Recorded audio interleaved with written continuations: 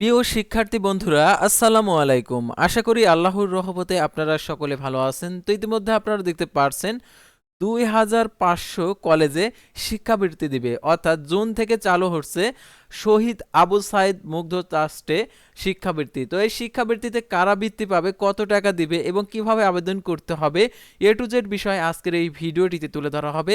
তাই ভিডিও শুরুর প্রথমে আপনি যদি অল এডুকেশন আপডেট এই চ্যানেলে প্রথমবার এই ভিডিওটি দেখে থাকেন তাহলে আমাদের এই চ্যানেলটিকে সাবস্ক্রাইব করে রাখবেন এবং notification bell button all press করে রাখবেন। এই ভিডিওটিতে একটি লাইক করে দিবেন।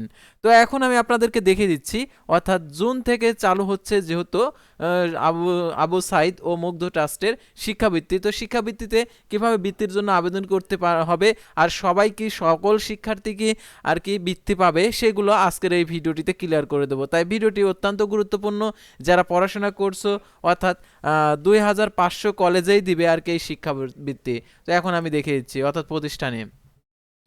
তো এখানে যে কথাগুলো বলা রয়েছে, অর্থাৎ দ্য ডেইলি ক্যাম্পাসে, অর্থাৎ জুন থেকে চালু হচ্ছে শহীদ আবু সাইদ মুগ্ধ ট্রাস্টে শিক্ষাবৃত্তি। তো এখানে যে কথাগুলো বলা রয়েছে, জাতীয় বিশ্ববিদ্যালয়ের আওতায় দেশব্যাপী সব কলেজের শহীদ আবু সাইদ মুগ্ধ ট্রাস্টের স্কলারশিপ চালুর সিদ্ধান্ত নিয়েছে বিশ্ববিদ্যালয় কর্তৃপক্ষ।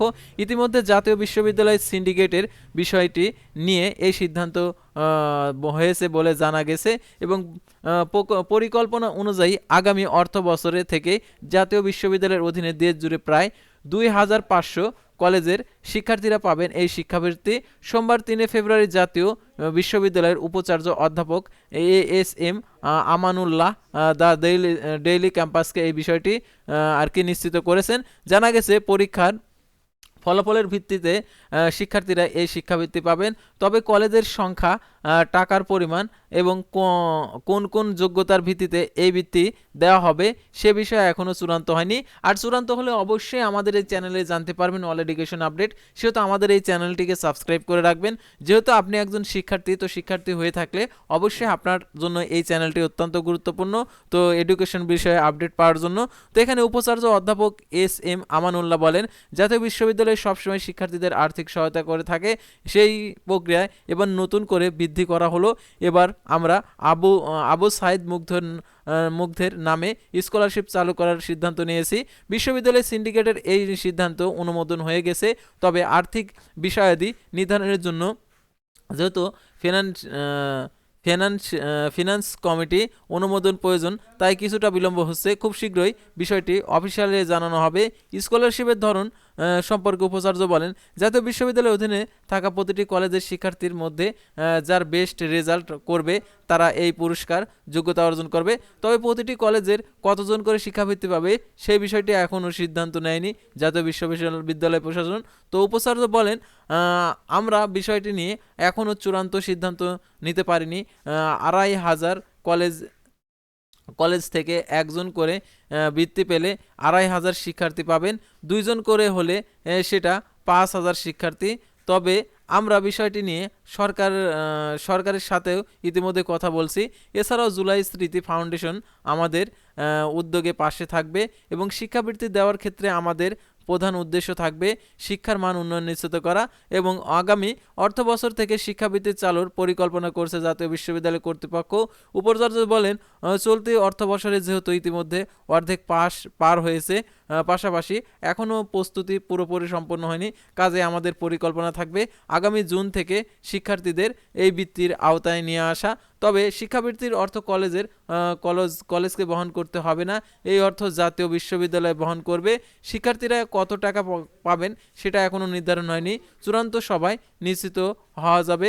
এবং এর আগে গত বছরের নভেম্বরে জাতীয় বিশ্ববিদ্যালয়ের আওতায় দেশব্যাপী সব কলেজের শহীদ আবু সাইদ ও মুগ্ধ ট্রাস্টের স্কলারশিপের ঘোষণা দেন উপাচার্য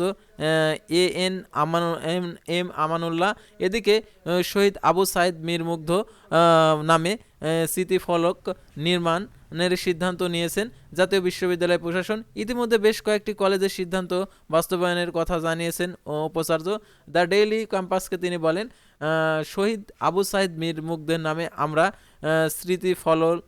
ফলককে নির্মাণের সিদ্ধান্ত নিয়েছি। ইতিমধ্যে ঢাকা লালমাটিয়া সরকারি মহিলা কলেজের শেখ বোরহানউদ্দিন পোস্ট গ্র্যাজুয়েশন কলেজে বেশ কিছু কলেজের এই সিদ্ধান্ত বাস্তবায়ন হয়েছে।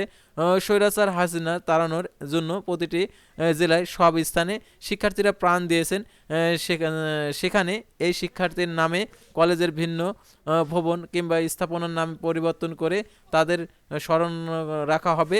এবং উপাচার্য আরও বলেন, আমরা মৌখিকভাবে বললেও খুব শীঘ্রই বিষয়টি নিয়ে সব কলেজে চিঠি পাঠিয়ে এই সিদ্ধান্ত বাস্তবায়ন করার অনুরোধ করবে জাতীয় বিশ্ববিদ্যালয় প্রশাসন।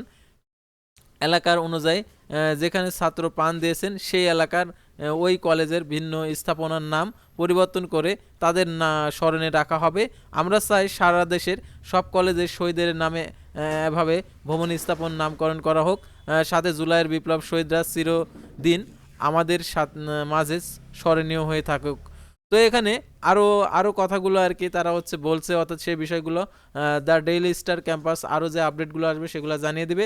তাছাড়া আমাদের চ্যানেলে যে আপডেটগুলো আসবে সেগুলো আমি অবশ্যই আপনাদেরকে জানিয়ে দেবো। অর্থাৎ জাতীয় বিশ্ববিদ্যালয় যেহেতু নতুন শিক্ষাবৃত্তির পদ্ধতি চালু করেছে, তো এই পদ্ধতিটাতে আর কি কতজন করে পাবে এবং কিভাবে আবেদন করতে হবে সেই বিষয়গুলো আপডেট আসলে অবশ্যই জানিয়ে দেবো। তো আজকের ভিডিওটি ছিল সাধারণত শিক্ষাবৃত্তি নিয়ে। তো পরবর্তী ভিডিওতে আবার কোনো নতুন এডুকেশন বিষয়ে ভিডিও নিয়ে আপনাদের সামনে হাজির হব। সে পর্যন্ত সবাই ভালো থাকবেন, সুস্থ থাকবেন, আর অবশ্যই আমাদের ফেসবুক পেজটি লাইক দিয়ে ফলো করে আমাদের ইউটিউব চ্যানেলটি সাবস্ক্রাইব করে পাশে থাকবেন। আল্লাহ হাফেজ।